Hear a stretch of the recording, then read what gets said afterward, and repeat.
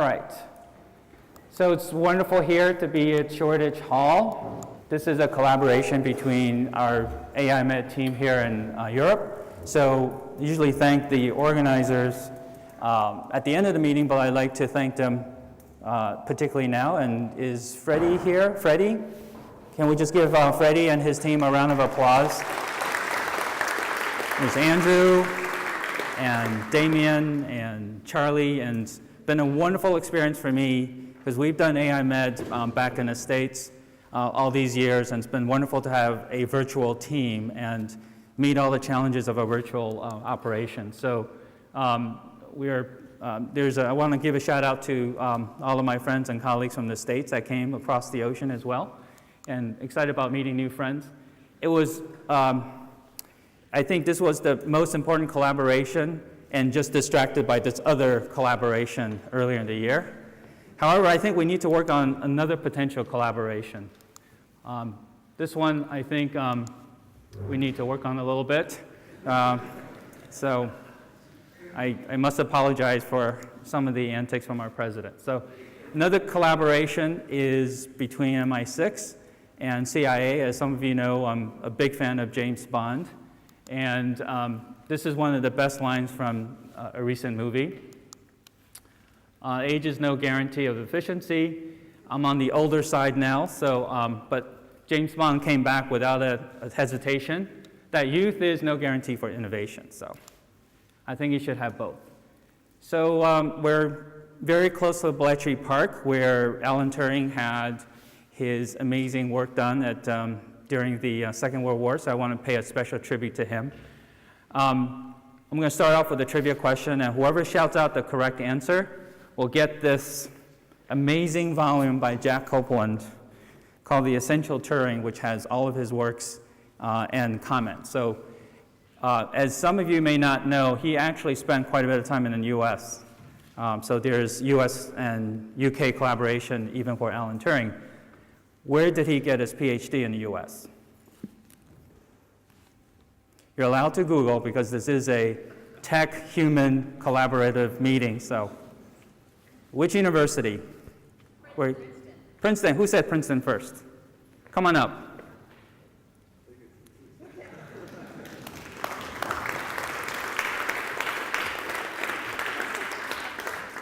Good job. Okay. So he went to Princeton to get his PhD. And I had a chance to catch up on some of the works that he's done. And this is amazing that in 1950, when this piece was written, he was already talking about Internet of Things with the sense organs. He's already talking about NLP with machines understanding English. And lastly, he's already projecting ahead that we need to know cognition, which is what the trend of AI is now. So, as you know, that ironically after his death, led to the first AI meeting in Dartmouth in the US, and where the artificial intelligence term was coined. And this is a definition, I think it's still among the best, by Marvin Minsky, that artificial intelligence is the science of making things, intelligent things by machines that normally would require the intelligence of a man.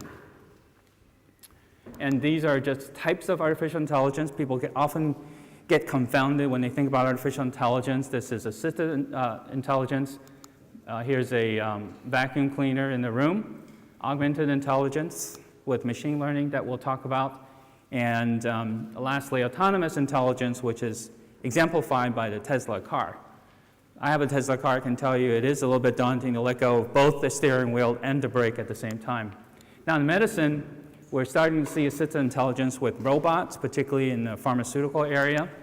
We also now see more machine learning, but we don't really have an autonomous intelligence yet in medicine, with the exception of this Chinese robot that recently passed the national medical examination. So, and just talking about AI and intelligence, we're basically creating the human clinician brain with machine intelligence. And this is, I like this graphic because it not only tells you the parts of the brain that we're trying to mimic with the computer, with image recognition and so forth, but I think proportionally speaking, we're also at about 10% of what the human brain is doing with even the best AI methodologies now. It wasn't too long ago that man tried to biomimic the bird in flight. I feel like with AI, we're sort of at the Wright Brothers stage where we're getting off the ground. But imagine when AI evolves into something like the space flight in which we fly further and faster than any bird can.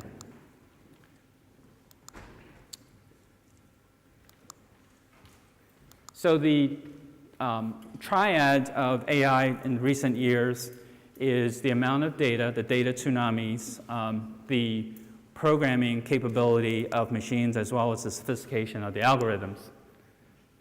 And my personal journey, some of you don't know my background. I'm a pediatric cardiologist. So I left my comfort zone in the pediatric cardiology clinic in the ICU to go back to school about a decade ago. And I was privileged to go through the program there in biomedical data science and artificial intelligence, and learned a great deal. And also that artificial intelligence is really in the middle of a lot of evolving sciences with data science, visualization, neurocomputing. So special tribute to my mentors and my classmates. So why would a senior cardiologist go back to school and learn about biomedical data science and artificial intelligence? One reason is that the amount of medical knowledge is doubling very quickly. I don't have a book for this trivia question, but in 1950, it was estimated that medical knowledge would double every 50 years. How about 2020, about now? How fast would medical knowledge double? Most people are still thinking in terms of years because we're used to linear thinking. In fact, it's actually 73 days. It's estimated that another 5 to 10 years will be doubling every day. So I don't care how fast you read, but it's just not going to be able to keep up with medical knowledge. So we like to see the evolution of evidence-based medicine that we grew up with and know now into what my colleague and I, Sparrow and I, called intelligence-based medicine, which is based on artificial intelligence and data mining. So just also the elephant in the room, I don't know what the stats are here in the UK, but in the US, close to 70–80% of physicians are burned out and would not recommend physicians, the younger generation, go into medicine. So that is, to me, a crisis. In addition, as we know, to get to intelligence, we really need to work on the data, and healthcare data is a conundrum and a challenge, but I think an amazing opportunity.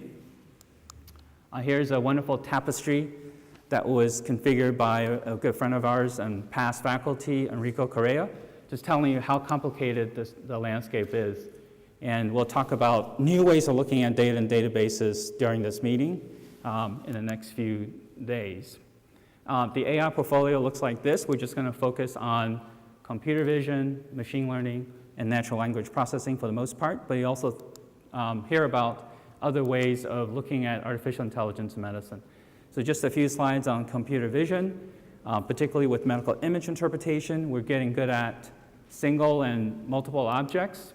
This is a small little project I did while I was at Stanford, looking at ways of combining an echo and an MRI, sort of the cardiologist's dream of an imaging modality. And with some MATLAB coding over a weekend, this is the result. It'll be published in the next few months. Sort of a hybrid image that takes advantage of both the anatomic detail as well as the physiology of the image.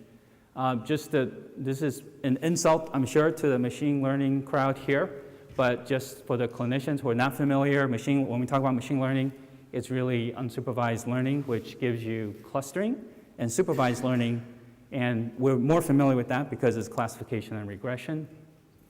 And an up-and-coming area is reinforcement learning. I just made a professional introduction between two reinforcement learning PhDs, one from Paris and one from Senegal. So it's amazing, at a conference like this, you can actually network. And reinforcement learning was what enabled AlphaGo from Google to beat the human Go champion. This is machine learning in one graphic, and we'll talk about that throughout the meeting. And people often get confused with terminologies in terms of AI, machine learning, and deep learning. I think this is a good graphic. Basically, deep learning is sort of machine learning on steroids, and then it's all under the umbrella of artificial intelligence. This is a nice graphic showing you the difference between machine learning and deep learning. Essentially, deep learning makes all of this into one step. And the nice thing about deep learning, as we learn in medicine and in terms of application, is that deep learning can give you a much better performance with increasing amounts of data. But the downside is also that it does need a lot of data. For those of you who are not familiar with deep learning, CNN, not the television station, but as a concept in deep learning is convoluted neural network. That's particularly good for medical image interpretation. So natural language processing is the way computers communicate with humans. So it's sort of a good part of IBM Watson. If you look under the hood in IBM Watson, it's basically natural language processing with a search algorithm that's very sophisticated. And that was part of my inspiration to go back to school to study artificial intelligence medicine. So we'll be talking about these three main areas in AI medicine particularly, but also the up and coming three areas for AI in medicine that are a little bit more beyond deep learning and precision medicine. So this is something that we're doing at Children's Hospital Orange County, which is what we call the I Clinic or the Intelligent Clinic, where we leverage new AI methodologies and technology into patient care directly in a clinic setting. So just to give you a little bit of history of AI in medicine, in 2014 we started a satellite meeting as part of an innovation in pediatrics meeting called Pediatrics 2040, and this is the attendance through the years. The inaugural AI Med meeting was in 2016, and as you can see in 2018, we're aiming to be over 1,000 in terms of attendance for all the meetings combined. And just to give you a quick overview, reasons why I think we try to make AI Med a different meeting than some of the other meetings on AI applications in healthcare. One is it's multi-specialty. I've met literally at least one physician in all of these subspecialties that have come to the meeting. And they make up we'll have the numbers for you maybe tomorrow, but they make up about half of the audience. So clinicians is very clinician focused and directed. Another, I think, relatively unique feature of the meeting is that it's not just about machine or deep learning in healthcare, it's about the entire range of potentials for artificial intelligence. Another aspect is multidisciplinary. So we have people in the C-suite that deal with technology, to investors, to data scientists. So it's not just clinicians, but everybody else as well. And it's multinational. It's not unusual for us to have representation, like at this meeting, from over 20 countries worldwide, including our sponsors. So I just like to thank our sponsors formally as well for participating in the meeting, particularly Siemens. And it's multi-format. So we have workshops, panels that you'll see. We try to avoid the traditional 40-minute presentation as much as possible. And this is a shot from the workshop that occurred yesterday. I want to thank our workshop faculty for an amazing afternoon. And I kind of went around to the different workshops and summarized some of the main points that were discussed that I think particularly younger generation also learned that data in healthcare is often incomplete and there are a lot of nuances. Second, the AI use case is already here, just not everyone knows about them. There needs to be more trust and avoidance of the black box reputation for AI in medicine that was discussed. And also, this is the golden age of medicine in terms of possibilities of technology. So today, we're going to have sessions on aspects of AI in medicine, both in the UK and throughout Europe, as well as internationally. We'll have a session on precision medicine, and we'll follow up in the afternoon with sessions on the non-deep learning aspects of AI in medicine. And we'll have an open forum to close the day. We'll invite all the speakers on stage, and that's often one of the most popular sessions of AI Med. And then we'll have an exciting, because we're, I guess in the UK, we're calling it Dragon's Den, but it's sort of a Shark Tank approach to AI startups. And then tomorrow we'll go over in the morning. So if you're interested in getting some references, this is a website that is mature in terms of the resources available. We have my 3.0 version of the ebook is just loaded for all of you. The only missing section now for the eventual textbook is the AI as it applies to all the subspecialties. I'm working on that section on these long plane rides. The fourth version of the magazine, thanks to Charlie Maloney, is also uploaded, and we cover a particular theme for every issue of the magazine. And all the talks from previous meetings are uploaded for you to enjoy for free. And as you know, we're going into also China and back in California in December. So probably among the most important reasons personally for me to go into AI medicine and be passionate about this is a picture of my two daughters with my brother, who is a plastic surgeon at Stanford. And even he's curious about how AI can help his job as a plastic surgeon. So I think that's a very typical question I get asked by a clinician is, how do you see AI applied to my subspecialty? Which I think we can always think of the many things that we can do. My daughter, Emma, to your left, has complex congenital heart disease that very few surgeons can agree on what the right surgery is. I'm convinced that with application of AI and data mining, we can find that best surgical option. And my other daughter, Olivia, has an undiagnosed neurocutaneous condition, which I'm hoping precision medicine will also help us make the diagnosis.